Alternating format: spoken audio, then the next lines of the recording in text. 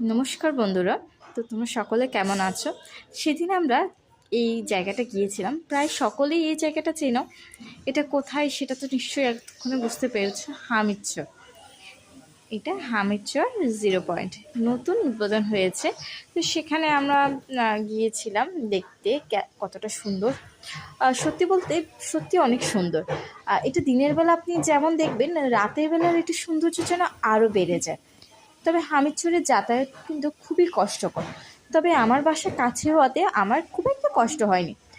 আমি রিক্সা করে চলে যেতে পেরেছি। তবে অনেক দূরের যারা, তারা কিন্তু অনেকটা কষ্ট করে এই জায়গায় আসে। জায়গাটা সুন্দর, তবে আমার মনে হয় জায়গাটা আর একটু ডেভেলপ করা দরকার। হ্যাঁ, ওরা কাজ করছে।